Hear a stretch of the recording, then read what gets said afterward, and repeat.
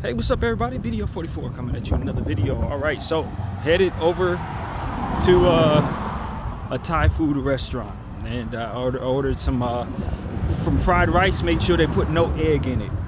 So I don't know how much of this I can actually eat. Who knows if the seasoning is gonna give me hell, but I didn't have a choice, man. I went through all the hoops trying to figure out if I could purchase something with any of my cards. I got a card that was given to me years ago by the government as a tax return, and it's got like 60 bucks on it right now. Problem is, it doesn't connect to literally any damn thing. So I guess I can use it in person, but that doesn't really help my cause. My cause is I need to be able to use it to get deliveries, to use for Uber and stuff like that, and it doesn't connect to anything. So the money is good as useless unless you're in person, I suppose. Unless it's not good even then, who knows. But I brought some cash with me just in case, but I'd like to see if I can use that thing to buy this food. But it's been frustrating, man, because I had a transaction that I had forgotten was coming in hit me this morning, and so it ended up taking money I had reserved for food. I had enough in my account to get here and to get back, so that's secure. But as far as getting something to eat tonight, there's nothing in any of my accounts that I can use. My EBT card got what it needs on it, but you can't connect that thing to anything as it pertains to online. And like I said, all the other cards is not, it's either not enough on there or not applicable as well. So this is a situation where I'm not hurting, but everything I have is not applicable. So yeah, man, this is frustrating times. It seems like things are getting harder as it pertains to trying to purchase stuff. You can have $1 million in cash, and then you can't purchase anything. You still have to leave the house to get something to eat, because nobody accepts the cash on delivery. Nobody allows you to order anything. You can't even order online without giving them card information, which is bizarre, really. If it's going to be a takeout, I'm headed there any damn way. 2025 and all this digital stuff, man, it locks you into not being able to utilize cash, man. Now the good thing is Uber will allow you to pay cash for a trip, which is something I didn't realize. They enabled that very recently, I'm guessing. So if push came to shove, I could use my card to buy food and then pay cash tomorrow. But I don't want to test that theory. What if I get in a situation where they decide, no, you can't use the cash for whatever reason? Now I literally don't have enough to get back, so I'm not gonna test that. But yeah, man, it's just I don't really like how they're backing us into a corner to where even if you have cash to use, you can't use it. And I know everybody's afraid of passing germs these days. You don't want to touch germs. These days, nobody wants to get robbed. I definitely understand why not having cash is a good thing. But we're not in a space where everything is digital yet. There's still cash in rotation. You should be able to get some food delivered to you with cash. You should be able to, you know, order some food with cash. It shouldn't be a situation where you have to use your card 100% of the time. That is kind of crazy.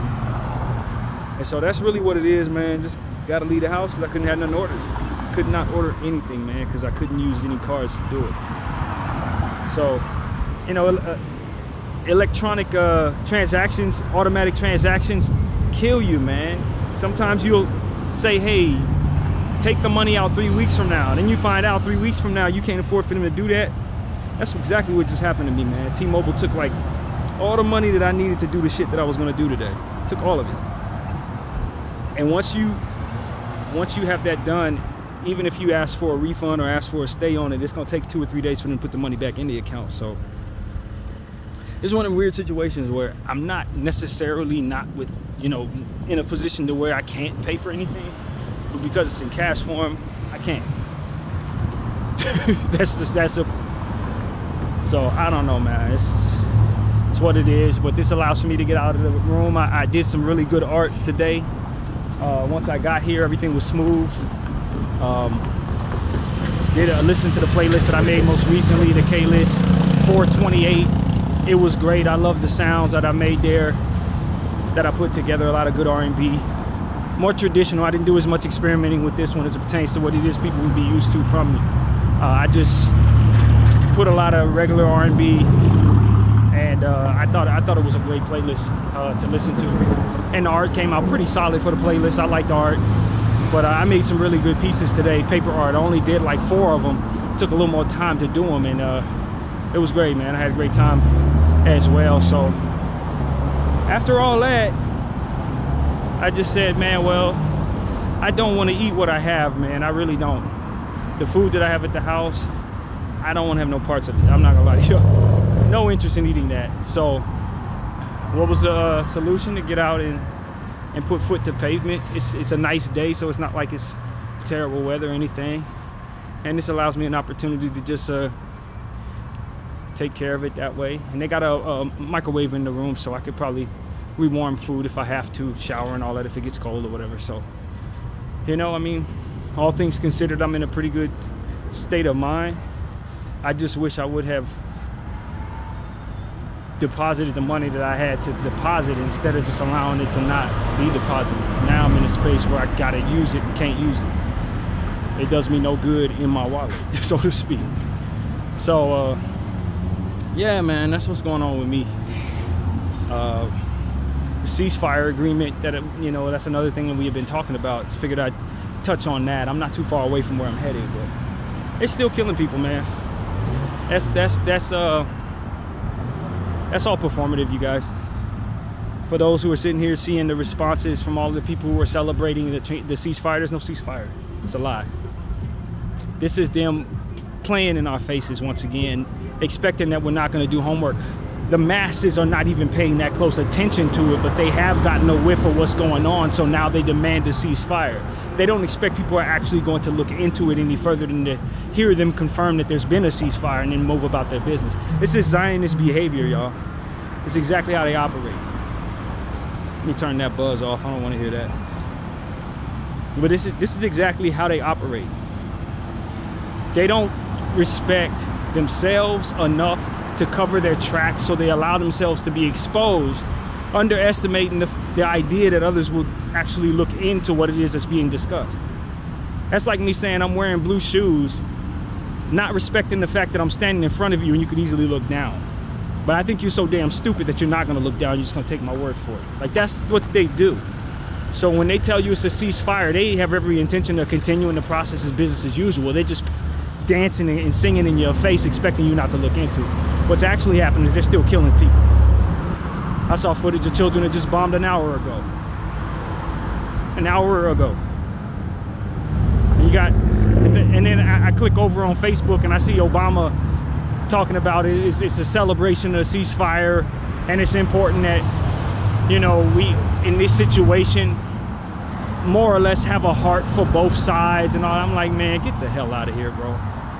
Get out of here. That's something you tell people who are not paying attention to what's going on here. That is not something you tell people who actually been looking into it. And that's the point. It's like, these Zionist people and the people behind them, the puppets and those behind them, they really don't respect the idea that human beings are not completely and utterly stupid. That's what I've come to understand. Their idea on us is that we will never look into anything they say and just trust them.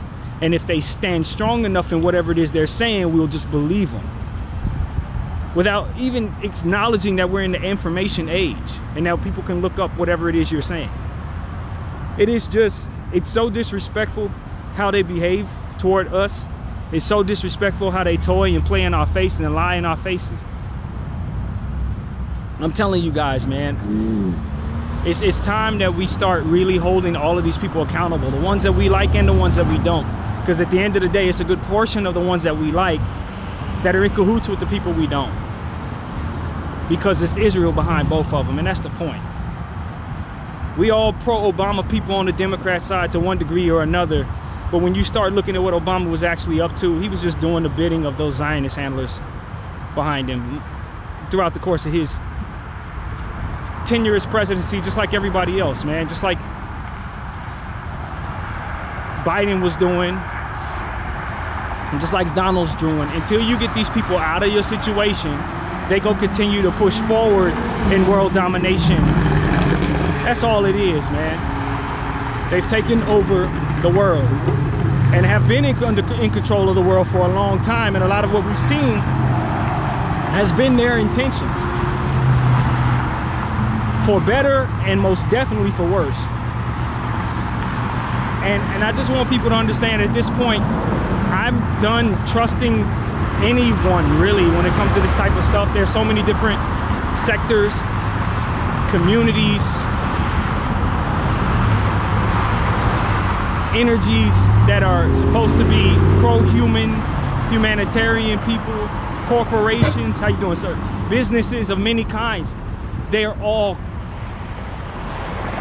somehow, some way, deeply rooted in Zionist intentions, because Zionists have effectively taken over the world over the last 100 years. They have incorporated themselves everywhere the money is found, everywhere businesses are thriving, merging,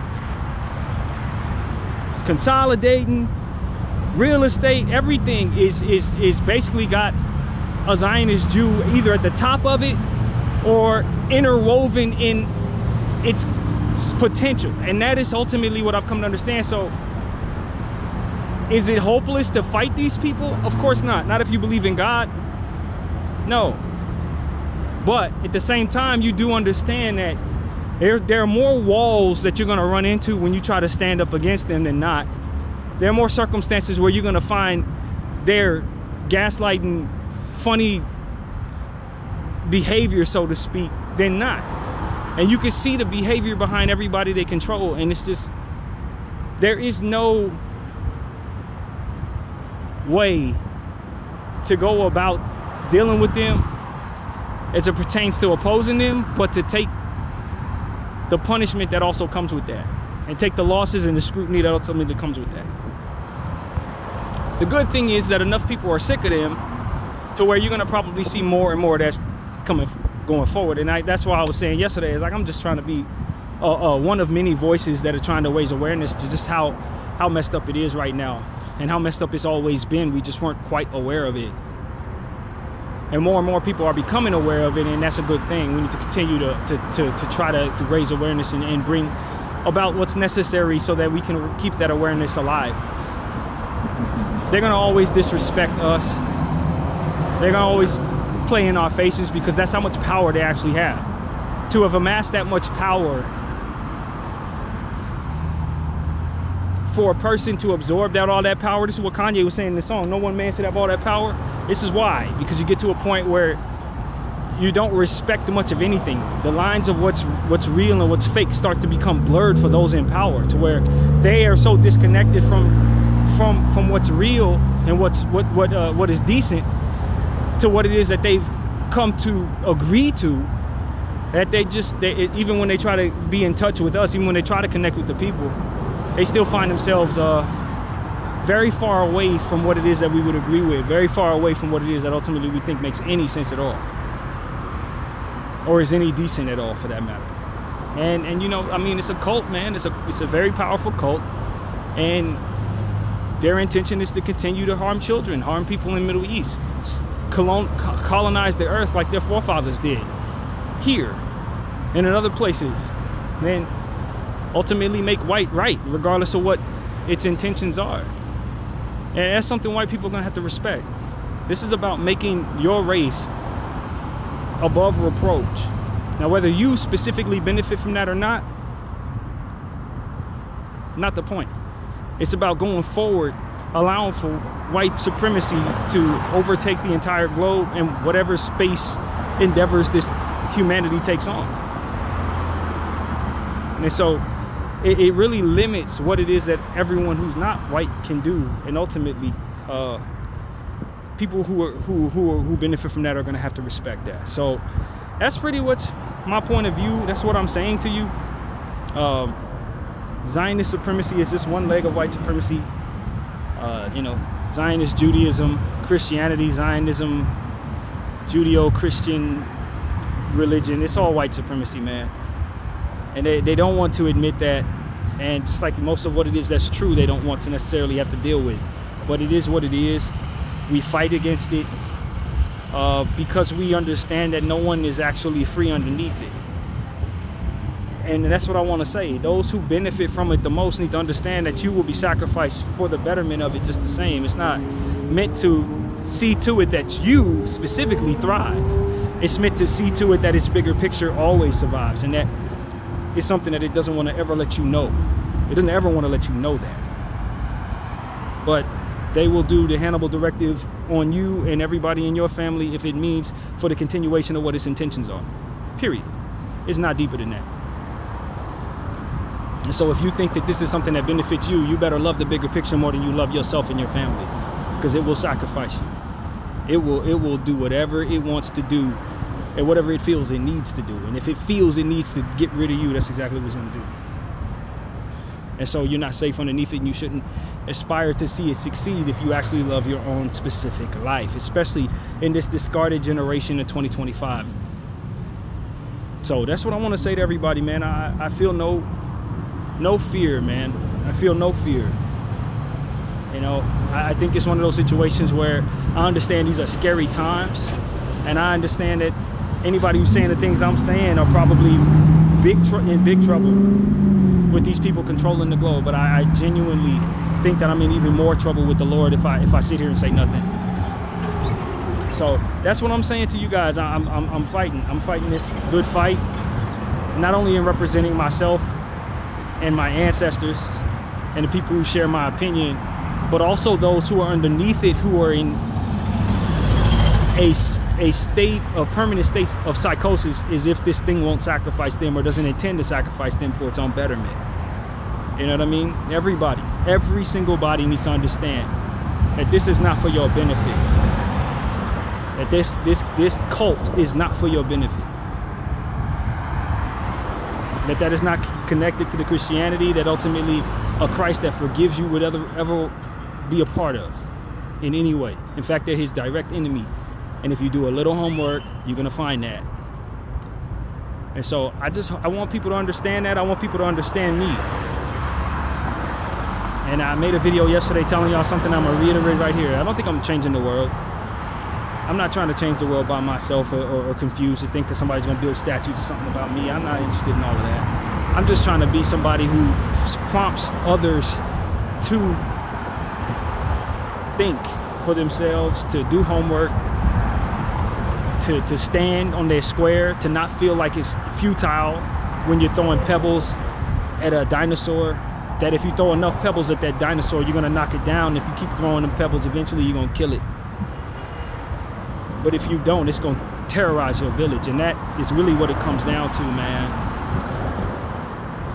I don't hate anybody. I don't think hate does anything but destroy those who hate. And maybe it occasionally destroys somebody it hates. But it's the ones who harbor that hatred and that anger that ultimately get destroyed by it for certain. So I don't agree with hatred in any way. People may deem what I'm saying hateful because it doesn't benefit them and they don't agree with it, but that's just lazy-minded thinking, and it shows a lack of understanding to what actual hatred truly is about. And in a lot of cases, a lack of self-awareness to understand that they embody it. So that's really what it is, man. I hope that you guys understand that forgiveness is for your betterment too. Not to say forgiveness is defined as letting people do whatever they want and then turning to trust them again. But forgiveness as it pertains to having that peace of mind to say I'm not going to hold a grudge and let it destroy me, no different than hate should not. And part of winning these type of battles is understanding what keeps you alive to play in the game, to fight. What keeps you alive to be able to be strong enough to continue your fight. If you engage in behaviors that wear you down and end you, you won't be in the game. And so harboring hate and harboring resentment and a lack of forgiveness only wears you down and takes you out the game, man. So that's what I want to say to everybody, man. Let's continue to fight the good fight.